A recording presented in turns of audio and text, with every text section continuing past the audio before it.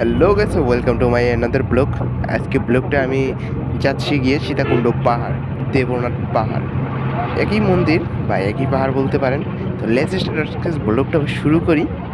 সবাই পাশে থাকবেন, লাইক করবেন, শেয়ার করবেন। একদম দেখা হয়ে গেছে ভাই ব্লগারের সাথে।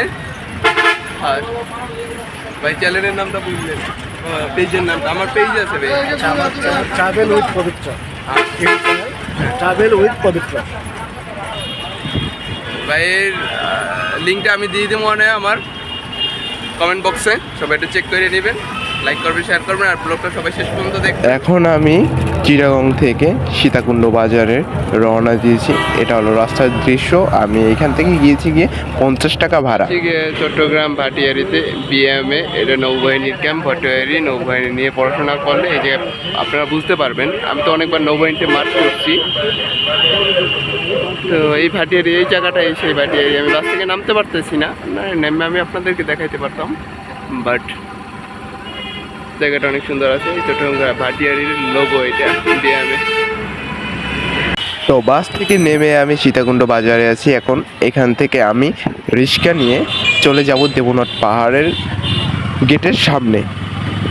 তো আমি রিক্সা নিয়ে নিলাম। একটি রিক্সা ভাড়া পড়ছে গিয়ে, আমি সিঙ্গেল গেছি তো এর জন্য আমাকে দিতে হয়েছে 50 টাকা। আমি এখন চলে এসেছি। এখান থেকে বাস নিয়েছি একটা, 40 টাকা দিয়েছি। ওখান থেকে আমাকে বেক করে দিয়েছে বাস দেওয়ার পরে 20 টাকা। তো তারা বাস রাখছে 20 টাকা। তো এইখানে একটা মূর্তি আছে, এটা কিসের মূর্তি সেটা আমি বলতে পারি না, কিন্তু সুন্দরই লাগছে। আমি চলে যাব এখন গিয়ে বাম রাস্তায়। এটা মন্দিরের রাস্তা। এটা এইখান থেকেও যাওয়া যায় একটা মন্দির। তো এই যাওয়ার পথে আরেকটা মন্দির, খুব সুন্দর সুন্দর দৃশ্য, পাহাড়ের অপরূপ দেখা যাইতেছে। তো আমি রওনা দিলাম। সেই গুটি গুটি পায়ে, হাতে ছিল বাঁশ। ক্যামেরাম্যান তো আমার ছিল না, এক ভাইকে আমি হায়ার করছি। দেখলেই বোঝা যায় ভাই, একটা স্বর্গের একটা ফিল। আর গিয়ে বাতাসটা না ভাই অনেক ঠান্ডা ভাই। যতই হাঁটি কষ্ট না হোক ভাই, বাতাসটা যদি একটু গায়ে লাগে তাহলে পরানটা ভাই ঠান্ডা হয়ে যায়। তো আমি আপনাদেরকে দেখাবো দেবনাথ পাহাড়ের সৌন্দর্য কিছু দৃশ্য।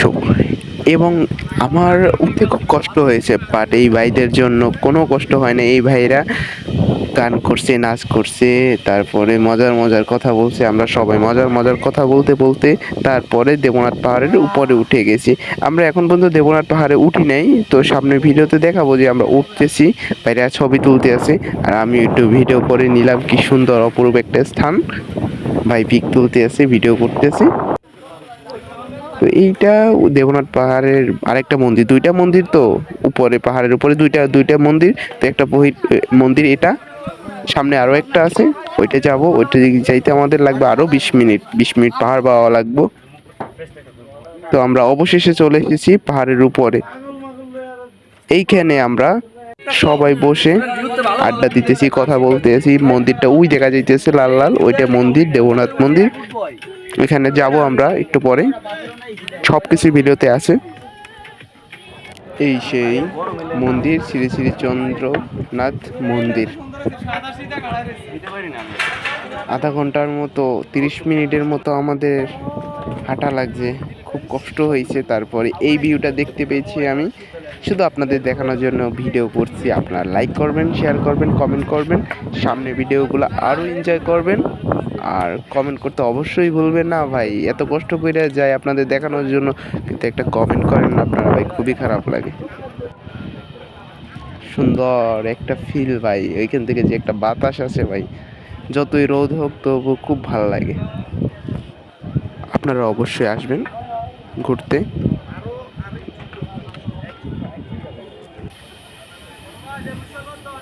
তো এখন আমরা নেমে যাব পাহাড় থেকে। এখানে একটু বিশ্রাম নিতেছি। এখানে একটু সবাই এসে বিশ্রাম নেয়। তো এখান থেকে সবাই যাইতেছে।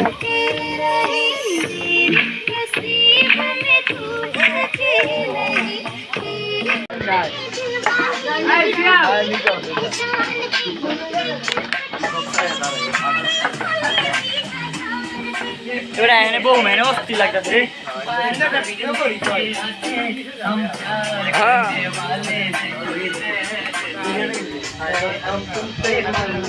তো এইখানে আছিল একটা ঝর্ণা। ঝর্ণা থেকে মানুষজন পানি নিয়ে গেছে, এই যে পানির লাইন।